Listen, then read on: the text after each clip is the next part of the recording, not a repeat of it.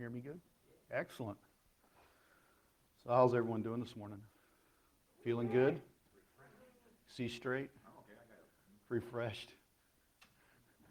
Made it back home, back to your room by 2 in the morning? 3 in the morning? Did you find your room?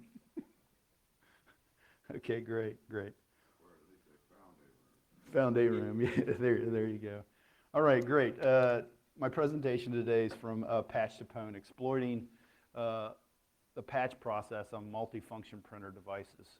Specifically, we're going to be focusing on Xerox, high-end Xerox devices, predominantly the Workcentra and some of the extremely high-end ColorCube devices. A little bit about myself. My name's DeralHeiland. I go by the handle %X. My Twitter account's %_X. You know, I'm a security researcher, pen tester, hacker, speaker, teacher, blah, blah, blah, blah. The list goes on and on. I created the embedded device harvesting tool Prada. And I'm a member of the FoofusNet team. I don't know if you're familiar with FoofusNet. They produce Medusa, FGDump, those type of tools.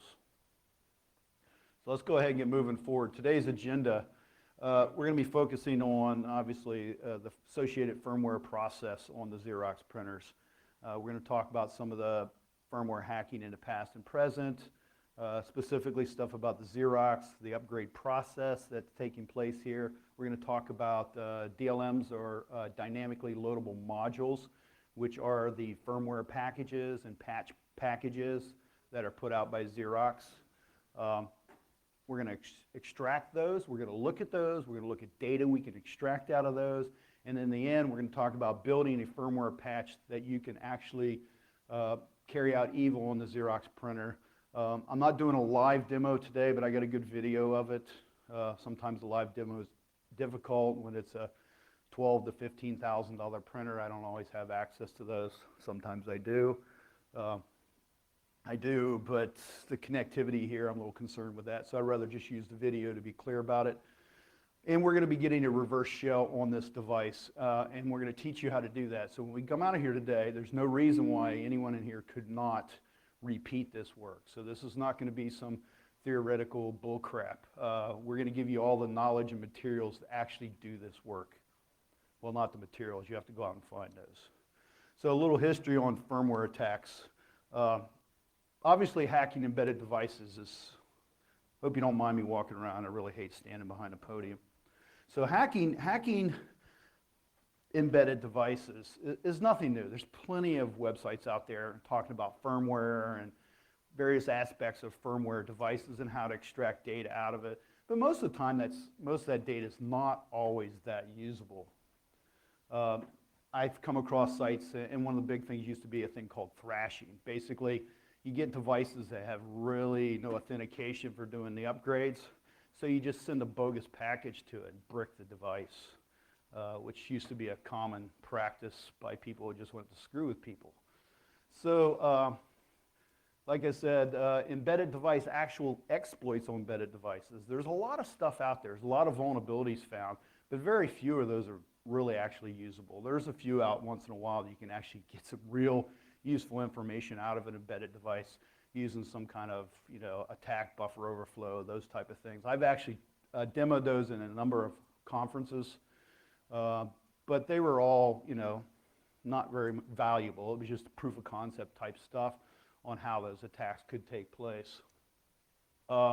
Actually, hacking on multifunction printers isn't new either, but probably the most interesting one, and you're all probably familiar with FX, back in, 2000, 2002? Yeah, he was talking about HP printers, which basically had the Java virtual machine embedded on these devices.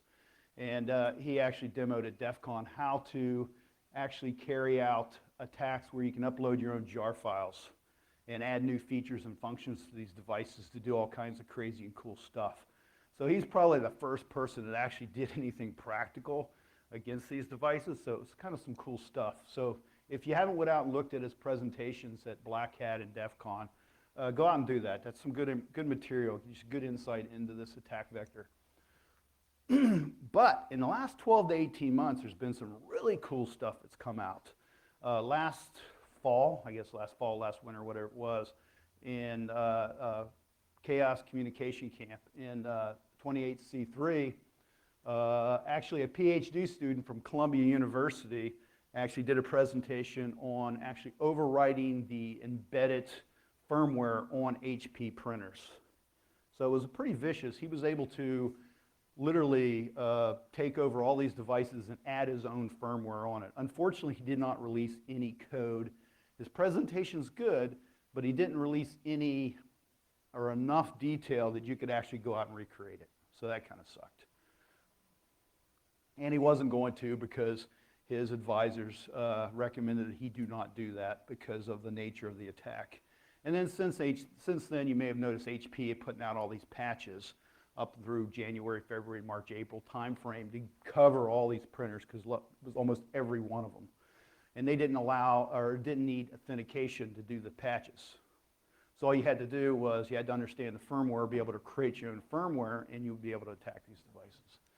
And also at 28C3 was Andre Costin. He did a presentation on Xerox Postscript attacks, being able to send Postscript jobs to printers, and a lot of this was the phaser, Xerox phaser style printers, and this attack would probably work on almost every one of the Xerox printers.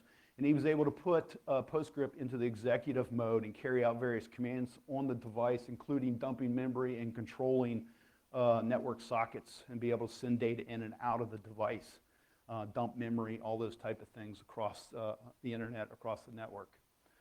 Code's supposed to be released. I've talked to Andre a couple times, and he's like, yeah, I'll get that out there sometime. I'm busy. And he hasn't done it yet. It's been almost a year. So hopefully some of this stuff will come out, because I think it's, at least for pen testers and stuff like that, there may be some real value in the work he's done. So let's go ahead and move on to Xerox firmware upgrade patch process. I'm going to start out talking. You're pointing the camera at me again, man. That means I got to move. Okay, no, Xerox firmware upgrade patch process. So here we're going to talk about the actual process as defined by Xerox for doing this. And we're going to throw a little bit of stuff that I've actually discovered in there. So when you're doing an upgrade process with these DLMs, or dynamically loadable modules, you deliver them to the printer through various methods. The first thing the device is going to do is it's going to validate that that actual firmware package has not been altered. This is done with the signature, DLM signature. And this is a hash, and we're going to go through the entire breakdown of how that hash is generated and all the pieces and keys associated with it toward the end of this. The next thing it does, once it validates that's good, it's going to go ahead and it's going to unpack the dynamic loadable module. And it's going to do this in a folder called op-nc dlms. And the actual subfolder in there actually has the same name as the DLM.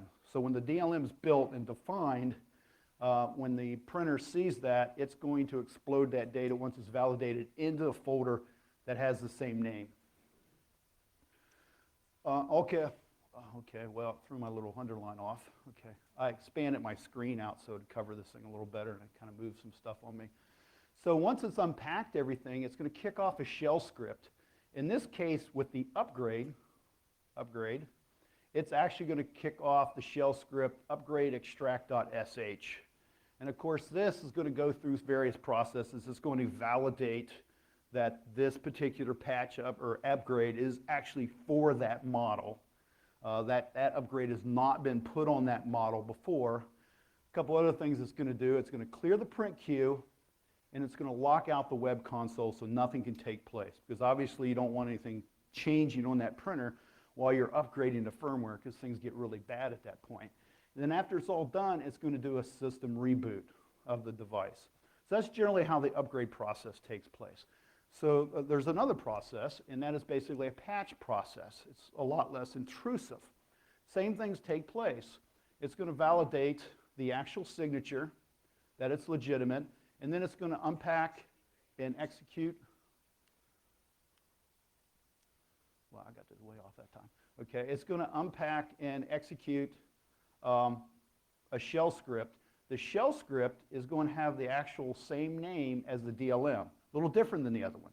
So now, whatever you name the DLM, that is the shell script that's going to execute once the signature has been validated.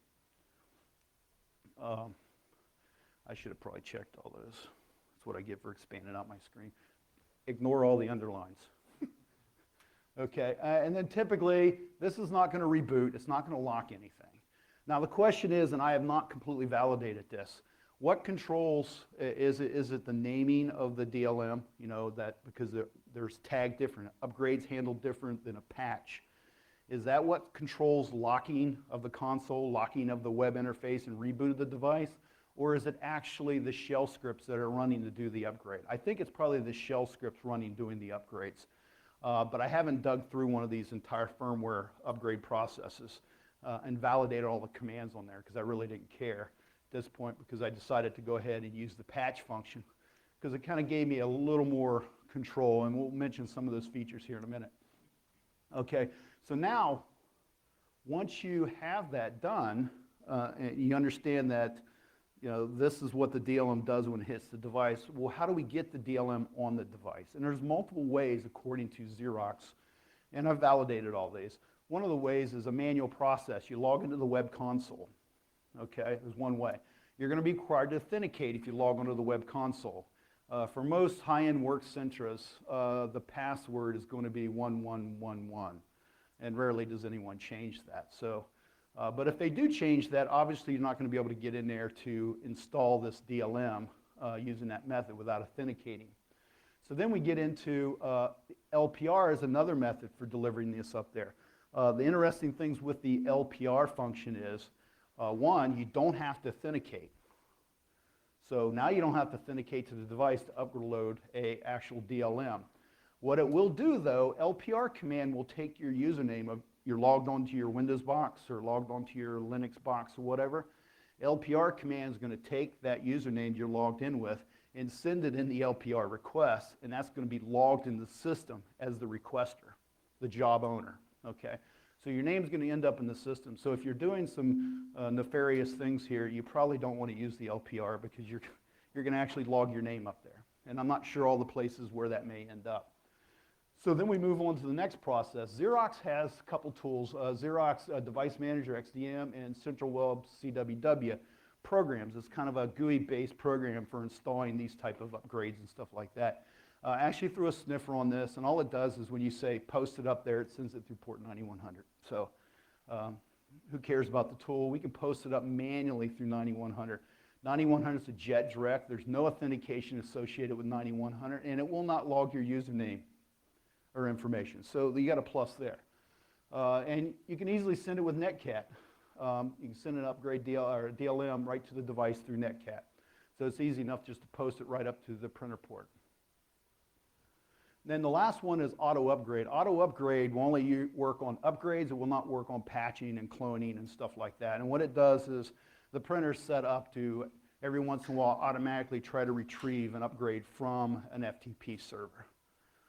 So it's kind of to automate the whole thing. So you just dump the upgrade on the FTP server and it will automatically get it. So at this point, speaking about how the whole patch process works, there's a couple interesting things. I like the patch process because it appears to give more control to me versus some fixed data points. The DLM name sets the executable shell script name. I like that. It does not clear the print queue and does not force a reboot. Now, like I said, there's a possibility that the actual shell scripts that are running do that on the upgrade process. And then no authentication was required for LPR on port 515 or Jet Direct port on 9100. So at that point, what we know right now is if we can get a signed package, we can send it to the device and it's going to go through an upgrade process or a patch process. So all we have to do is generate a valid signed package. So to get to that point, let's go ahead and move forward. Extracting firmware patch DLM files for deeper examination. Any questions so far? Because I think we got time for questions while we're moving through this. So if you have any questions while we're moving along, don't hesitate to throw out your hand and ask me the question. Okay. So extracting the firmware patch, DLMs. Okay. How I discovered the actual structure of the DLM, this is not rocket science. I Googled it. Okay. Kind of cool. but taking a piece of header information out of the header, which you'll see in a little bit, may have saw it a minute ago, which is the Xerox print job control language. I took a piece of that header and I threw it out through Google, and I got one hit. It happened to be a Norwegian site that was all in Norwegian. So I'm looking at this, can't make heads or tail out of it, and I go, patch it into a language translator, and I got enough data out of it that it made the determination that this was a tarball. That's what they basically said. And it was two Xerox techs talking, so that was mighty nice of Xerox. And also, I started thinking about this thing. Now, I hadn't mentioned this up to this point, but the clone files, if you've seen some of my other presentations talking about multifunction printers, in the Xerox world, you have clone files. You can go to a Xerox printer, almost all of them, and you can generate a clone file. A clone file's purpose is to be able to make a backup of the device and also to do mass rollouts. If I have 50 Xerox printers that I need to configure around the world, I don't have time to log into each or every one of these. But I can set up all the base configurations that I need on one Xerox and go ahead and cut a clone and post that clone on these devices. It's a DLM also, up to the actual printer, and it will reconfigure the printer. So now we know three pieces of things here. We know the printer can generate a clone.dlm, and a Xerox clone.dlm, a patch DLM, an upgrade DLM is a DLM nonetheless. So what we get out of this is we know the printer is capable of creating DLMs, and it's also capable of interpreting DLMs. So if that's the case, my mind's going, hey, can I get the printer to create a DLM that I want created? And if it can do that, that means it has the tools. So if it has the tools, and I can extract firmware, because a firmware may just be a tarball, is there any chance that I could actually find the tools on the firmware packages that can be used to generate a DLM? So this is where my mind's spinning, and it goes downhill quickly from there. You know, you're sitting in my office doing some research on this, and this kind of epiphany hits me. And what you're going to see in the next 20, 30 minutes actually took less than 2 hours, completely from beginning to end, to figure out and get it to work. It's that simple. Okay, extracting a firmware package. So if we're looking at a DLM here, this happens to be a header on a DLM, and we can see the Xerox job ticketing language in here. This %, XRX begin. If you follow me on Twitter, you may have noticed me asking Xerox, trying to get the manual. There's actually a programmer's manual for job ticketing. They would not give it to me because you have to sign a non-disclosure. So I can guarantee, even if I was willing to sign that non-disclosure, they wouldn't give it to me. Okay, so it's real simple. What happens if you remove that ticket header out of there? And we're going to show that in a minute. We're actually going to do that live. We're going to extract this data. So if we extract this out of here, let me see, where am I at? Okay, we got there. We can go there. We're going to walk through this stuff and then demo it. So where do I get firmware packages? Out of all the printer companies I dealt with, Xerox is the easiest. If you go to their website, their support Xerox.com website, and just type in the printer model, it'll take you, it's real simple. It's the only printer company I've ever found where they made it simple for me to actually get firmware and upgrades and patches and actually do the things I need to do. Most of the companies are just total nightmares in trying to actually get these packages. So if you go out there, you're able to download the Xerox firmwares, okay, right from their site. And you can get them from all the different printer models. So we decided to extract one, or get one down called for the Work Center 5632. There's the URL to get it. So when we download it, it's a simple exe, and we run it, we extract it out, and we remove the first 10 lines of the header, and then we're able to untar it. It's fairly simple. Now the question is, why would I want the 5632? It's out of production multifunction printer, okay? It's no longer for sale. The reason why I want it's kind of cool. It's Intel-based processor system. All the new multifunction printers from Xerox are PowerPC based. I really don't have a PowerPC system at home, at least none I would really want to screw with a whole lot. And I want to be able to carry out valid attacks and do the research and stuff like that. So my mindset is, if it's an Intel 8386, things I do know about Xerox, they run WinRiver 2.6. whatever, Linux, embedded Linux type operating system. Also, I was thinking here, if I can get the Intel-based one and it's a Linux, what's the odds of me being able to just run it on a Linux Ubuntu? Well, that was my train of thought. I can't get the source code for the code, so I need to emulate as much closely as possible. The PowerPC would have been inherently difficult for me. It would have taken me longer. It wouldn't have been impossible. It would just take me longer to get it figured out, get a system up, and try to make this work. But in the Intel-based one, it's a lot simpler. So let's go ahead and look at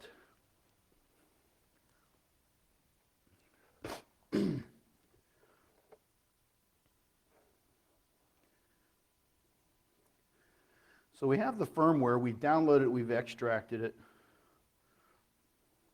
and we have this D2112 whatever DLM we have here. If we look at this, it says it's a data file. But for modifying this is a big file, so some of these things will be a little slow. If we bring this up in VI, takes a minute to load, and we see the header there. If we just DD and delete the header,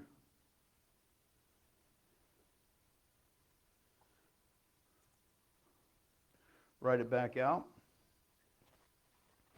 give it a minute.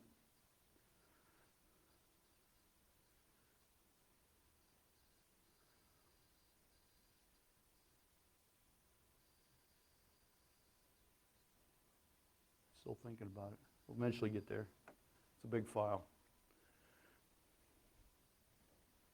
Any questions? How many people have Xerox at where they work? How many people have Xerox work centers? Okay. What's that?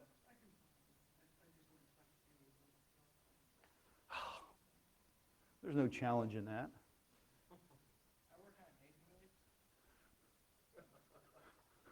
That may be a little different. Okay, this thing finished. Oh, it's taking a little longer than I thought, but let's go ahead and keep going and talking about this stuff. We'll jump back here in a second. I'm not sure. Oh, there it goes. Finished up. Good. So now if we do file on that, let's try spelling file with an F. We can see it's a gzip compressed data file just by stripping the header out of there.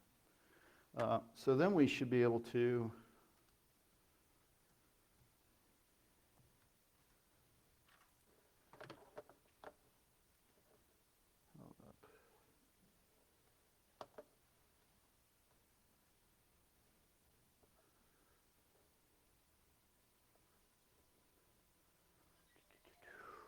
go ahead and we untar it, we can start extracting it. Inside here is other tar files. You can see the one right there, ECN. And that's not uncommon for their packages to contain one or more tar balls inside the initial DLM that's being extracted. Ignore the error, it really doesn't affect anything. So if we take this other ECN tarball right here,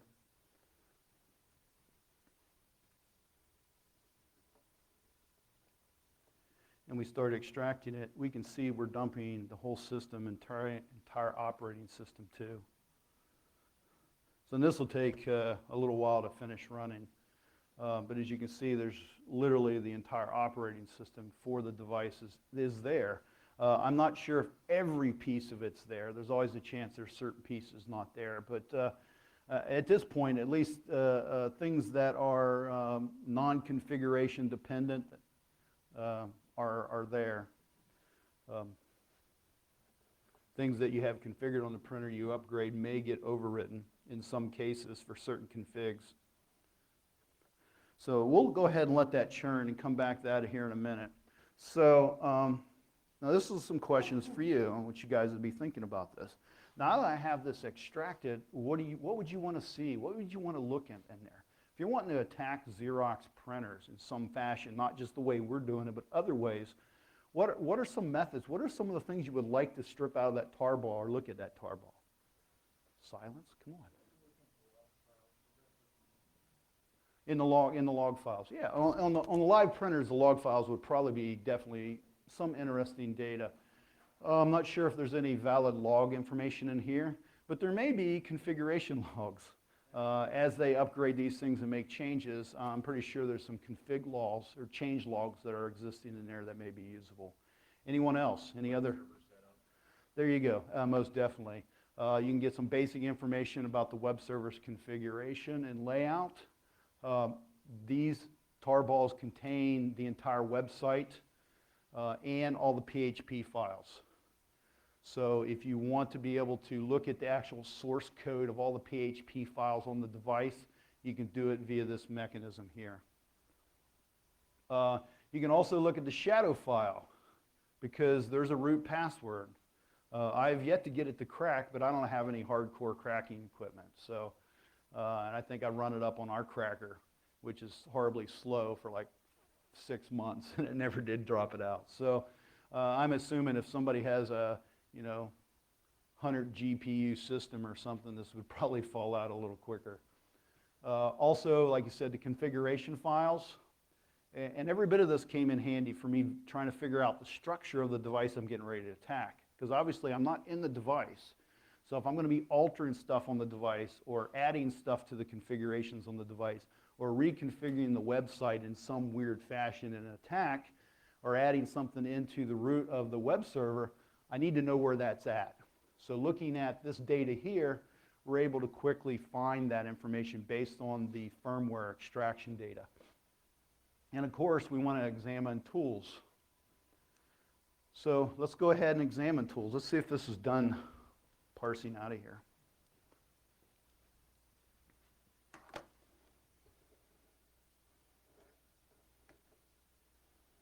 Ah, yes, and it's done. So if we look in here, we have tons of stuff in here. Let's come over here and go opt in C. I believe it's in C. There we go. So if we look in here, you should see something of great interest setting in there. How about Dlm Toolkit? What do you think's setting in there? Ha!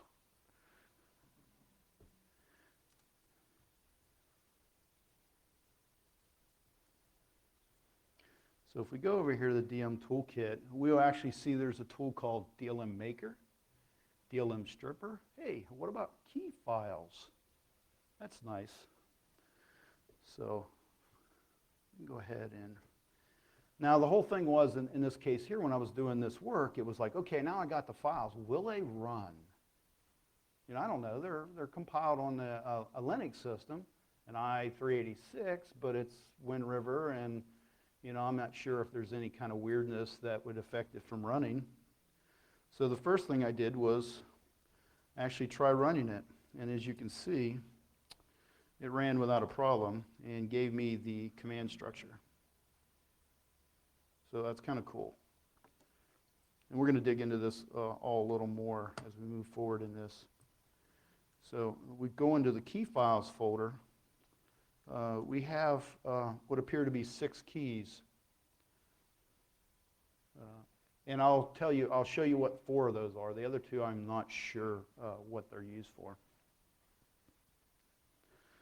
Any questions at this point? Okay, great.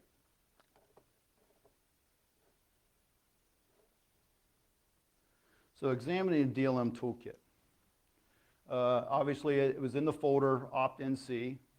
Easy enough. Dlm Toolkit. The command structure is actually there. Don't expect to see that. So you may need these slides. If you happen to get yourself a firmware package that's been recently posted up there, this command structure will no longer be in the program. That's one of their fixes for trying to obfuscate this attack, making it more difficult for you. And they may actually rewrite it so the commands are different. I don't know what they're going to do. They let me know what all the pieces and parts were, but it kind of skips my mind right now what all the weirdness that they were doing to mitigate this attack. So if we get into this, we have the DLM marker, and the command structure is fairly simple. DLM, the -n is name. You name the DLM, and that is used if you're doing a patch to control the actual shell script that's kicked off when this thing extracts out. You have the DLM type, and there's 4 that I know of: upgrade, clone, patch, third party. Those equate to 4 different keys. Those are the 4 keys that I've identified. The other 2 keys I have not identified. So the command structure here, so easily we can go DLM maker -n Xerox -t patch. The -i is just information. If you leave that blank, it's actually going to log your local user and host name into that file by default when you run the DLM. So that's probably not a good thing. Firmware type, we already did that. And then we get down to -d, which is the folder that your Dlm Toolkit exists in. The reason why it needs to know that, it needs to know where the location of the folder that contains the keys and the SHA-256 deep, which is used to generate the hash for the actual signature.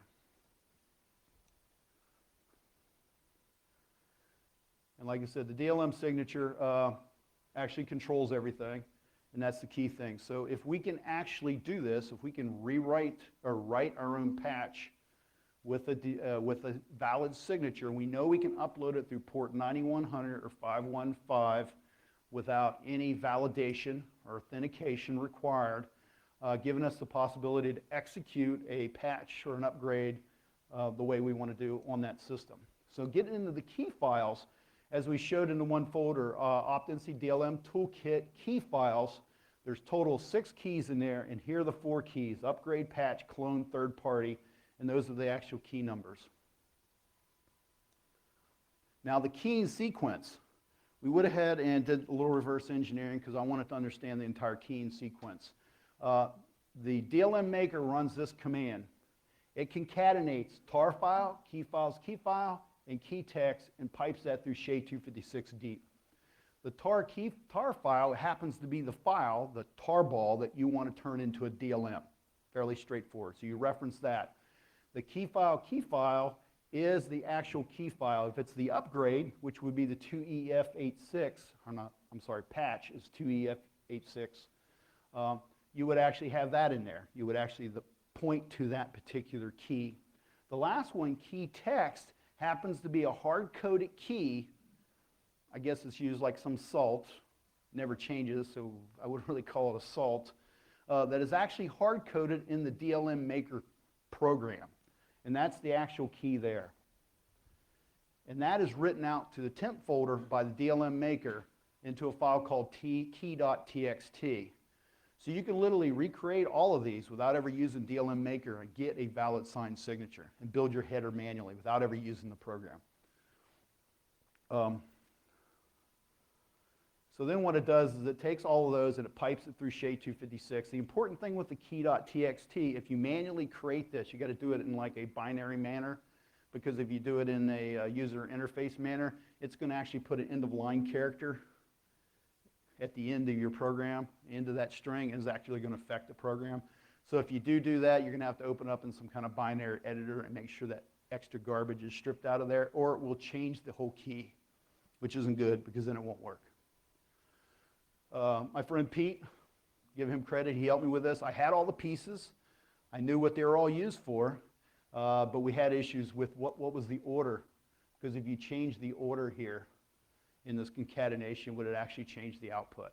And I couldn't determine that in my crappy reverse engineering skills, what the actual order was, because it was kind of convoluted in the program. But that's the actual order, so you can run the program just like that with all these pieces and get your signature. Now, the keys is kind of interesting, okay? So we have all these different models of printers, and we have the keys. Now, It turns out I downloaded the firmware for every one of these models I could get my hand on, extracted the keys out of every one of them, and then an MD5 hash on every one of them. They're the same across every model and platform. If your Xerox printer generates DLMs, and you can usually generate a clone off of it, just generate a clone. If it produces a clone.dlm, this attack will work. And the same keys will work. So even though I pulled an i386 program that's out of date or a printer is no longer used anymore, all those keys and everything work across all platforms. Now, will they change that? Don't know. Someone's going to have to download the stuff off there and give it a try and see if they've actually changed anything. So now we're going to get into exploitation.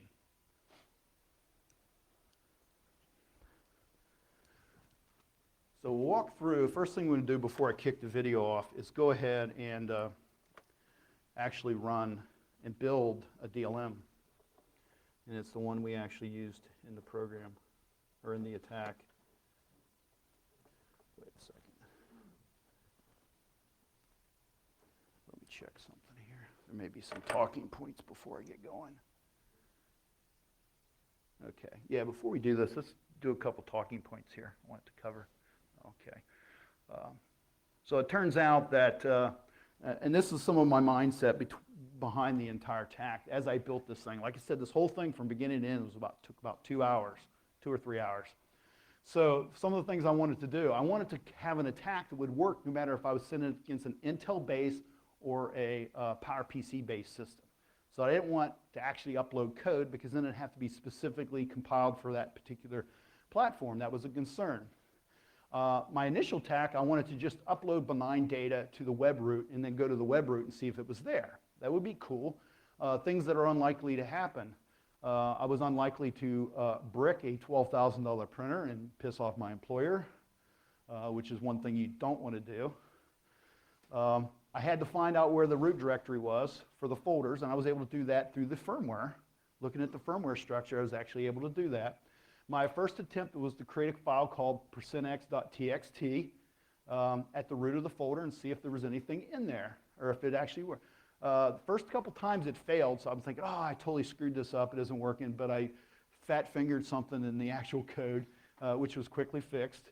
So then I was able to upload some stuff there, and the second attack, I actually uploaded the entire directory structure of a live system into the file. So now I can see a live system's real file structure if there's anything different than what the firmware was. So that was kind of interesting.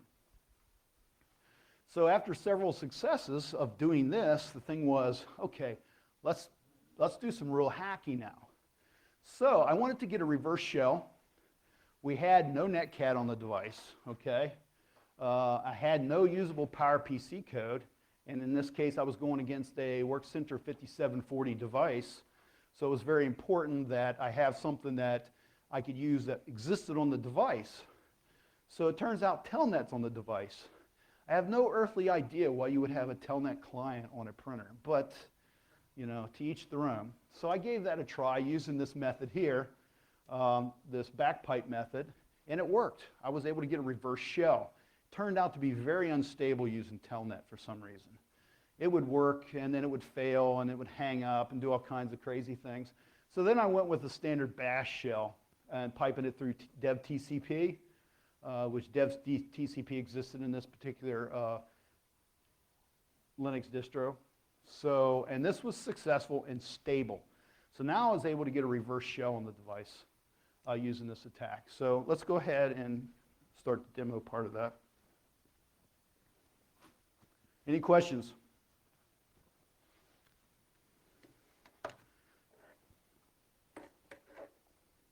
Now, some good things I can say. I've worked with a lot of vendors dealing with vulnerabilities and patches and all that craziness.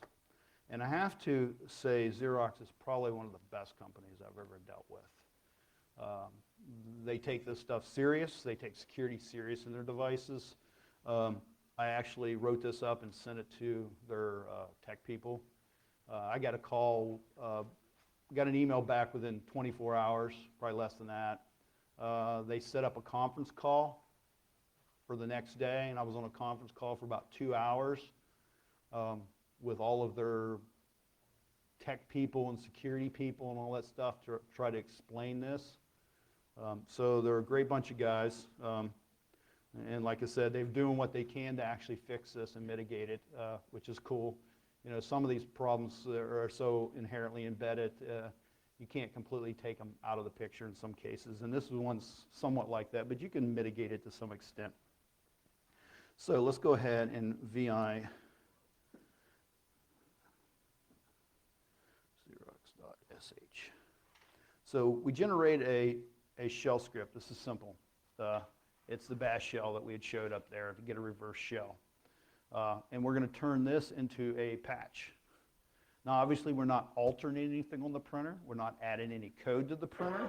All we're going to do is, instead of the patch mechanism that would kick off the patch or the upgrade, we're using that bootstrap mechanism to actually run a reverse shell code for us.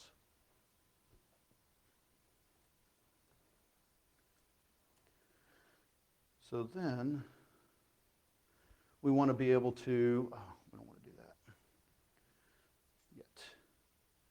We want to tar that file.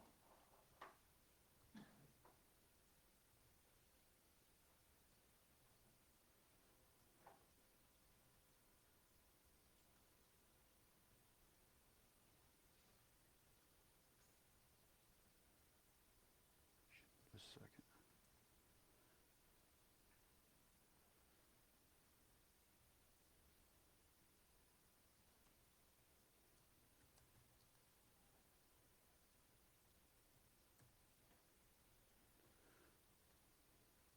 What's the extension on a tarball? TGZ, okay. Yeah. My brain was like, had a brain cell fell there. Does it expect a certain name? It's expecting a TGZ.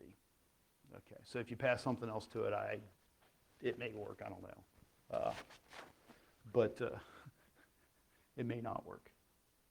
On the other end, when it goes to extract it, this way it probably would generate the DLM, good possibility, but the DLM probably wouldn't have the right structure in it. It'd probably fail. So we go ahead and we generate the TGZ. So now we have a tar file, tar zip file, and then, hold up.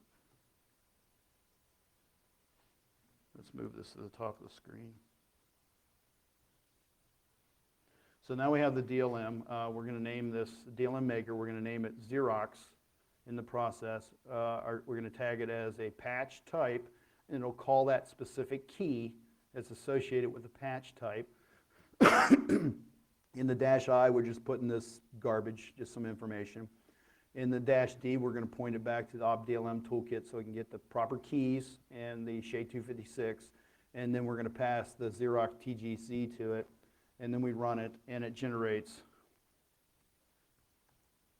a TGZ for us, or I'm sorry, a DLM for us. So if we VI that DLM, we can see it has the header in there, and you know that script turned into tar. Fairly straightforward. So everyone could do this. The tools are there. It's not rocket science. Just took a little bit of time and thinking to figure out the possibilities here and actually leverage the possibilities. So hopefully everyone can see this. We're going to go ahead and we're going to walk through this using that exact same file. Kick this off. We're looking at a Xerox Work Center 5740 in this case here. Kind of refresh it. We're in the jobs folder. We're going to come back and you'll be able to see when this hits the printer. We're going to open up Netcat on our local device on port 8686. And then we're going to go ahead and use Netcat and forward our Xerox.dlm off to the Xerox printer. It hits the printer, it validates the key, and it kicks back us a shell when it executes our shell program. At this point, who am I? We're actually going to be root on the device. And if we look, since we pointed it through 9100, the job name or the actual owner is going to show up as remote user. So it doesn't give our name. If you did this with LPR, it would actually show up with your actual name.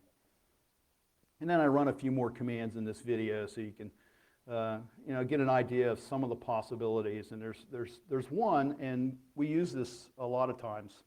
I've used this attack several times to gain access to some other information, which we'll show here real quick. So we run the command uname, so you can see the OS and 2.6.20 in this particular case for this device. You can see it's PowerPC. And then we pull up the information on the actual CPU data on the device. I think in this video I also dump all the memory to the screen and parse it. So you can see it's an E500V2 PowerPC device. Let's see. The next command is kind of interesting. This, let me halt this just for a second when it gets to the point. Pause that for a second. Xerox, a number of years ago, well, not that many years ago, decided to do something security-minded, and that was to start encrypting all the passwords on the device. So most of these multifunction printers, specifically if you've seen my printer presentations on Prada on extracting data, authentication data from printers to attack other systems, a Xerox printer that's been properly integrated into a business environment could reasonably contain LDAP configuration information, allowing that printer to authenticate to your LDAP server or your Active Directory environment. It also has SMB settings, usernames and passwords. It can also contain SMTP, access to mail server authentication and passwords. And one of the big things as a pen tester, we're on a site and we're dealing with a company who's really hardened their network down. It's not uncommon that we can utilize the printers to gain a foothold into their environment. Yes? Have you ever heard of Drop Drop Bear? Bear? No. It's a very tiny SSH client server. You can put things in files to run on anything. I actually utilize it to run boot or hard drive. Mm-hmm. But is there any reason you would not be able to put it on? Yeah, you can install anything you want with this process. This will upload all those files and then you can run them from there. There's absolutely no reason why that can't be the case in this attack. I have not done that because, one, I don't like the concept of bricking my company's $12,000 printer while I'm having fun. So the concern is I don't have Wind River 2.6.20. My concern in some cases is compiling correctly and not just having me run something up there. It just cores the printer. And then make a mistake and have it in the wrong place where it keeps coring the printer or something crazy like that every time the printer restarts. Some of the fears there, it probably prevented me. But no, there's absolutely no reason why you can't, one of the things I'd proposed doing was actually uploading my whole new TAC web interface to the device. So you put a whole web interface with PHP, and you can pretty much do anything underneath the sun through that interface. You do port scans and all kinds of crazy things can be done that way. So that may be something interesting. I'd be interested from the web perspective, stuff you could put up there and run and execute. Actually, compiled executables start concerning me because then you need to make sure that you're sending this to a PowerPC or an i386 and not messing that up or making a mistake there. But that's something to consider. But in this case here, like I mentioned, with all these authentication credentials and passwords, we used to extract the clone files on any of the old printers, and that stuff's in plain text. All the new printers, probably in the last 3 years ago or so, 4 years ago, they started encrypting all that stuff. So even at this level, if you go to any of those configuration files, they're all encrypted. All those passwords are encrypted. But I'd released an attack here recently, or within the last year or two, called a passback attack, where you basically trick the printer into thinking you're the device it's supposed to authenticate to. And you do that by modifying the device. I go in there and I change the LDAP IP address to point to me. They've completely separated the LDAP configurations and the passwords completely. So you can alter the IPs on almost every known printer out there without changing the password. and have it connect back to you, and you can grab the creds that way. But if they put up a password on the device, a complex password, I can't get access to be able to carry out the pass-back attack. So in this case here, the only password that's not encrypted is the console administrator password. And that happens to be in this file right here, security config file. So I've actually written a couple of these programs, these firmware patches, that actually goes out, parses this file, pulls the password out of system admin password equals, and puts it in a file at the root of the web server. And then I have one that deletes it. So I can easily just run this against the work center, pull the password, and then I can log in, and then carry out the pass-back attack and all the other attacks and be able to extract data out of it. So there you can see, in this case, it's still set at default. But this attack works. It's been very effective in being able to get that on a number of occasions.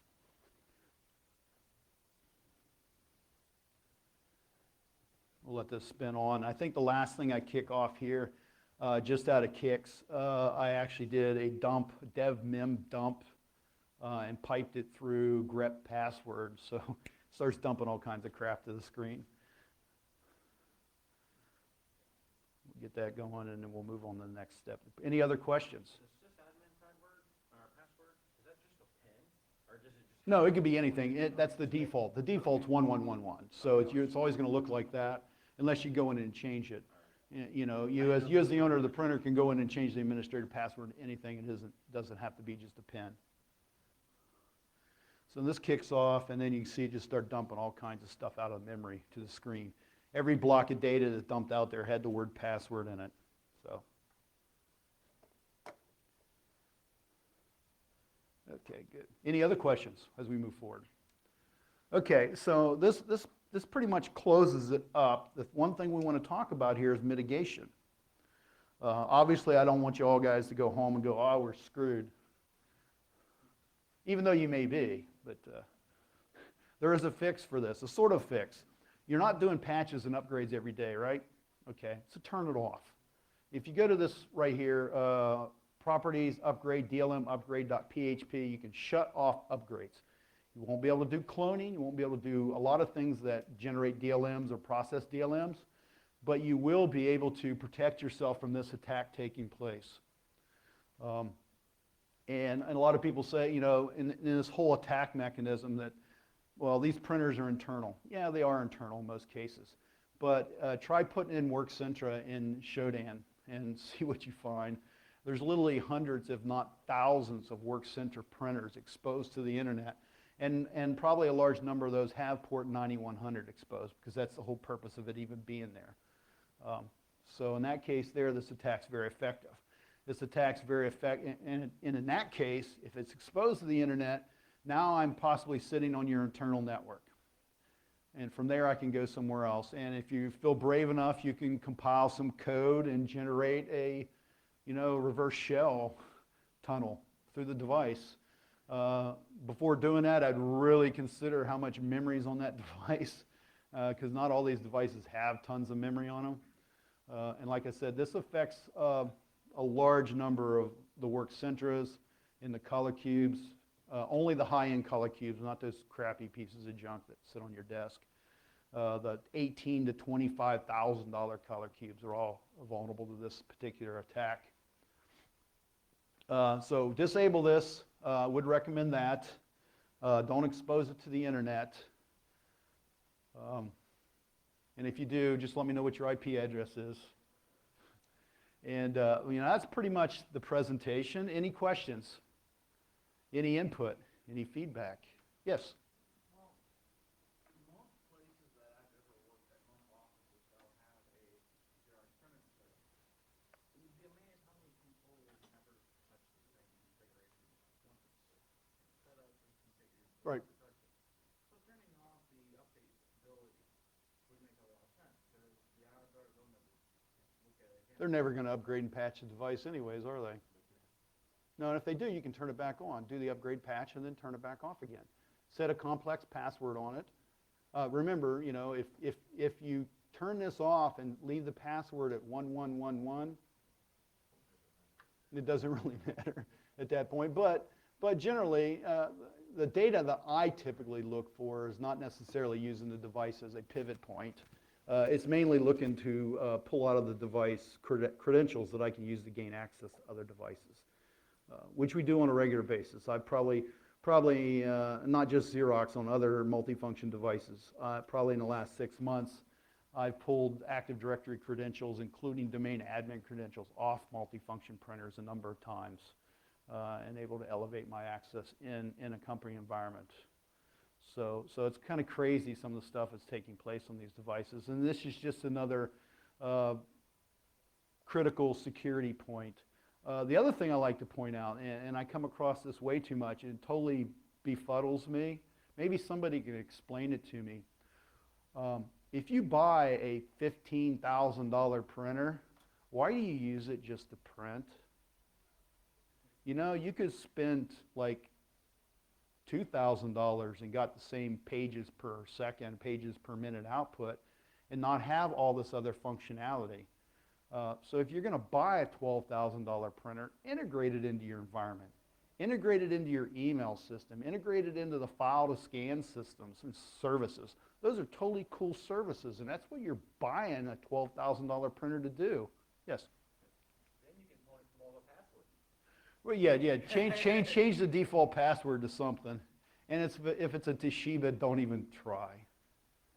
I had a guy at a accounting firm tell me he come up to look at the printers we have, the functionality in our office, and he said that wouldn't do me any good. He said my users never figured it out. I'm Well, then don't buy a $12,000 printer. Yeah, so that's my train of thought. And I ask a lot of customers that. You know, I see you have 25 $10,000 printers, and all of them are configured just to print. Why? Yeah. Usually it has to do with their admins not knowing how to configure everything. A lot of times people they know it's print, but These services are easy. You just put domain admin on everything now. Yeah, well, the thing is here, okay, how many places have I gone to that I've seen the secretary on an Apple Mac? Does she need it? No, that's for most of the work she'll probably do, just because of the name. Now, they'll buy something on the name alone, knowing that it's got to be good. True. I'm seeing a lot of that. All the way over there to scan something.